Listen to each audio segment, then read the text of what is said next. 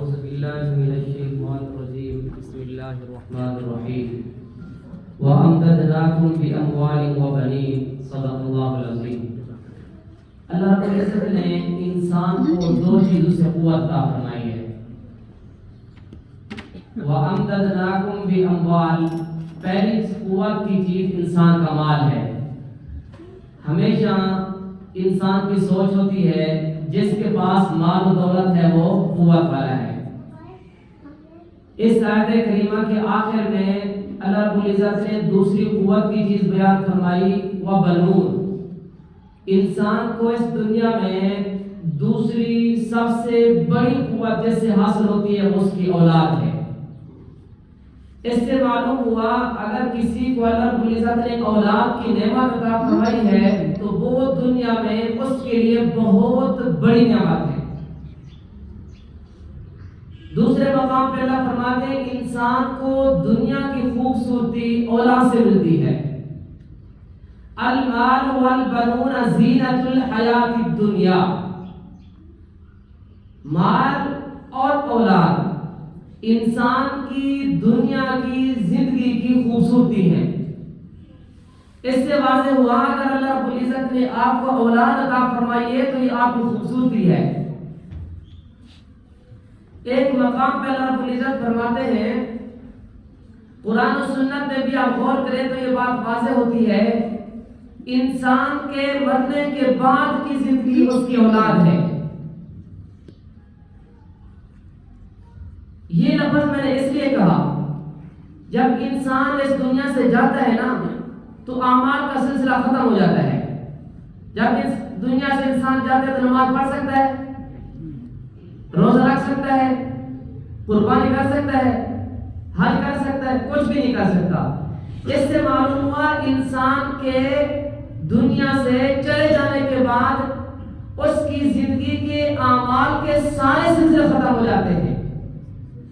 اسی لیے نبی علیہ الصلوۃ والسلام نے فرمایا، صحیح مسلم کی روایت ہے، اذا مات الانسان انقطع عمله الا من ثلاث.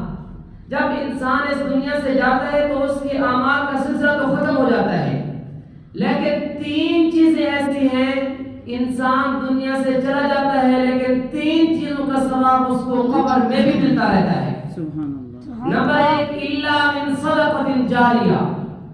اگر انسان صدقہ جاریہ کر جاتا ہے، کسی بچے کو حافظ بنا دیا، کسی کو عالم بنا دیا، مسجد بنا دی، کسی بھی اچھی جگہ آپ انویسٹمنٹ کر جاتے ہیں، جب تک یہ سلسلہ رہے گا اس وقت تک اس کا ثواب آپ کو قبر میں بھی ملتا رہے گا. نمبر دو، او علم ينتفع به. اگر آپ نے کوئی علمی کام سر انجام دیا، دنیا سے چلے گئے، جب تک آپ کا علمی فیضان دنیا میں رہے گا اس وقت تک اس کا ثواب آپ کو قبر میں ملتا رہے گا. آخری چیز نبی علیہ السلام نے فرمائی، بیان وہ بہت اہم ہے، او ولد صالح يدعو له.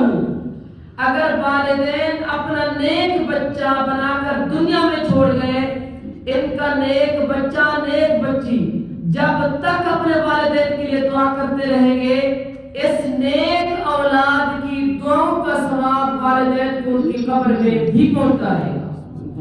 ابھی آپ اندازہ لگائیں نیک اولاد کتنی بڑی نعمت ہے. نبی علیہ السلام فرماتے ہیں، مشکات میں روایت ہے، ان اللہ عز وجل یرفع الدرجۃ للعبد الصالح فی الجنہ. قیامت کے دن ایک عام انسان اللہ کے سامنے پیش ہوگا، لیکن اس کو جو جنت ملے گی وہ بہت بڑی جنت ہوگی.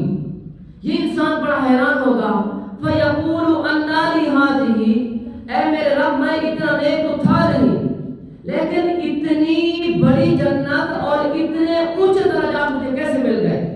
اس وقت جو اللہ رب العزت کی طرف سے جواب ملے گا، نبی علیہ السلام نے اسے بیان فرمایا، باستغفار والدیک لک.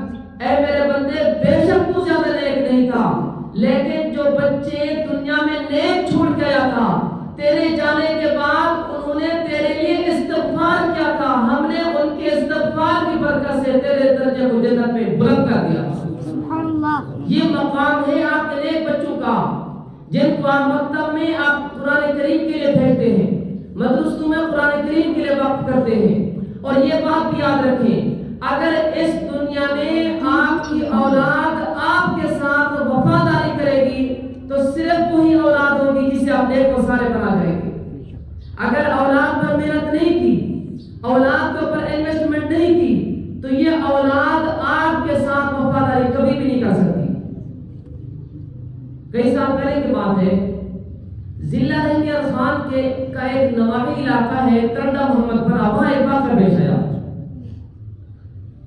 میں پڑھی سے واپس آیا، جمعرات کو چھٹی ہوتی تھی، تو ایک بابا جی تھے، وہ بہت محبت کرتے تھے۔ جب میں جاتا تھا تو درس قرآن کے لیے ان کے ہاں جانا ہوتا تھا۔ مجھے خبر ملی وہ جو بابا جی تھے وہ فوت ہو گئے ہیں۔ تو میں نے کہا جاتے ہیں، مغرب کے بعد کا وقت تھا، مولوی سے غسل کے نہیں پہنچے تھے، تو مجھے انہوں نے کہا کہ آپ غسل دے دیں، تو غسل دیا۔ عشاء کے بعد کچھ تلاوت کی، تلاوت کے بعد پھر ہم واپس گھر چلے گئے۔ اگلے دن جمعے کو ہم نے واپس جانا تھا کیونکہ ہمارا مدرسہ بہت دور تھا۔ ہائی سکول میں جنازہ تھا، تو جنازے پر ایک کہانی پیش آ گئی جو کہ دل کو دہلا دیتی ہے۔ جنازہ ہوا، جنازے کے بعد ایک بوڑھا آگے بڑھا اور اس نے چادر کو پکڑ لیا اور اس نے کہا جنازہ نہیں اٹھانے دوں گا۔ لوگ بڑے حیران، اللہ کے بندے یہ مذاق کا ٹائم تو نہیں ہے۔ اس نے کہا مذاق کی بات نہیں ہے، آج میں جنازہ نہیں اٹھانے دوں گا۔ بعض لوگوں کو بڑا غصہ چڑھا دیا، اس نے کیا تماشا کیا ہوا ہے۔ وہاں ماشاء اللہ بخش ہے، انہوں نے کہا کہ بھئی مسئلہ کیا ہے، آپ کو تکلیف کیا ہے۔ اس نے ایک مسئلہ بیان کیا۔ اس نے کہا اس بابا جی نے اپنے بچوں کی شادی کے لیے میرے سے 5 تولہ سونا بطور قرض لیا تھا۔ میں مطالبہ کرتا رہا، بابا جی بھی ٹالتے رہے کہ آج دے دیں گے، کل دے دیں گے، یہاں تک کہ ان کی موت آ گئی، میرا سونا ادا نہیں ہوا، تو میں تو اس لیے پریشان ہوں کہ میں تو قرض کون چکائے گا۔ اس بابا جی کے 5 جوان العمر بیٹے اس جنازے میں موجود تھے، جو کہ شادی شدہ بھی تھے اور کمانے والے بھی تھے۔ جب ماسٹر صاحب نے یہ بات سنی، سارے لوگوں کے سامنے بات آئی، تو سناٹا چھا گیا۔ بھئی وارث حقیقی موجود ہیں، وہی ذمہ داری قبول کریں گے۔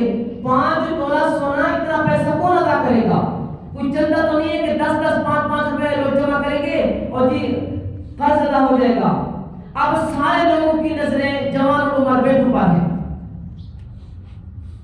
جب وقت کافی گزر گیا، کسی ایک بیٹے کو بھی حیا تک نہیں آئی کہ اپنے مرے ہوئے باپ کے قرض کی ذمہ داری قبول کرتا۔ جب کسی عالم میں وقت کافی گزر گیا تو اسی ماسٹر اللہ پاک صاحب نے کہا بھی میں ذمہ داری لیتا ہوں۔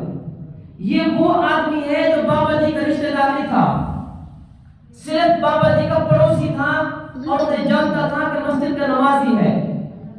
انہوں نے کہا میں ذمہ داری لیتا ہوں، 5 تولہ سونا میں ادا کروں گا، اس وقت تو اس بابا جی کو ذلیل نہ کرو۔ آپ ذرا اندازہ کریں اور ذرا سوچیں کہ جوان العمر بیٹے ہیں، کمانے والے ہیں، اگر ایک بیٹا بھی 1 تولہ سونے کی ذمہ داری لے لیتا تو بابا جی کا قرض اتر سکتا تھا، اور قرض لگا بھی بیٹوں پر تھا۔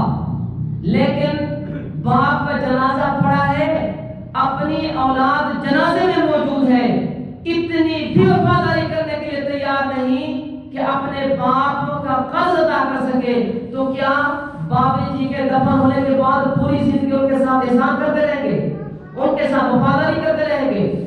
اس سے معلوم ہوا آپ کی اولاد صرف وہی اولاد وفاداری کرنے والی ہے